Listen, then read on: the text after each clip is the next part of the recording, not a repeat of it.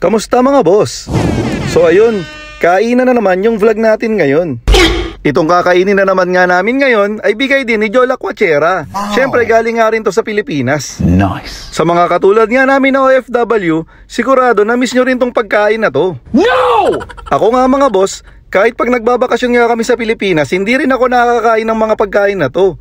Kasi hindi talaga siya panahon pag umuwi nga kami doon. Okay. So ayun mga boss, samahan nyo nga kaming maglaway at mga sim dito nga sa kakainin namin. Enjoy!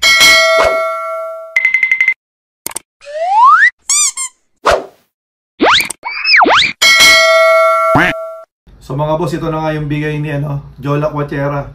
Shoutout ulit kay Jola Quachera. Ito yung binigay niya na santol, tsaka yung dalang hita. Yan. So mukbangin natin ngayon yan. Yan. So ito, yan. Ikaw yung magaling magbalat, boss madam. Banana mo na yan. Tapos meron pa kaming alamang. Galing naman to dun kay Lorna naman. Sa isang kasamahan ko rin galing din Pinas. So ayun, medyo na pala na overripe na yata siya. Pero okay yan. Okay pa yan. Nakakapangasim na nga eh. Ganun yan. Favorite ko yan nung bata ako. Santol. Sa kanto namin, yung tinatawag na gulayan. Punta ka sa gulayan, lagi sinasabi ni mama sa akin, bili ka ng ganyan. Lagi ako nakabili niyan. Piso lang yan eh. Isang ganyan. Tapos meron nga, 50 cents lang. Ano siya? Ano tawag mo? Na-overripe na nga.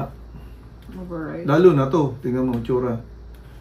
Kaya kailangan kainin na talaga siya. Ang dami naman.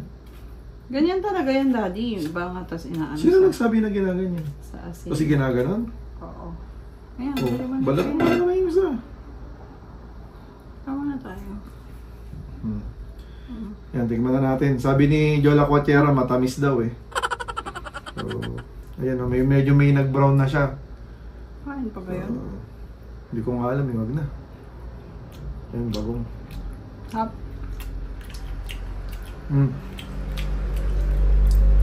Nakakamiss yung lasa talaga. Dati. Wala, dito kasi wala, no? Wala akong nakikita nito eh. Ayun mga boss, sa kasamaang palad nga, hindi pala nag-record yung cellphone ni Boss Madam kasi nga puno na pala yung storage niya. Kaya yan, naputol na tuloy yung video dyan sa bandang yan.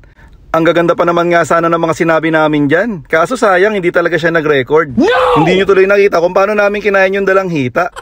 Pero ang totoo niyan mga boss, ininggit ko lang talaga kayo. Tapos pinangasim lang, pinaglaway. Hanggang dito na lang mga boss yung video natin ngayon. Sa mga hindi pa nga nagla-like dyan, baka naman. Bye-bye!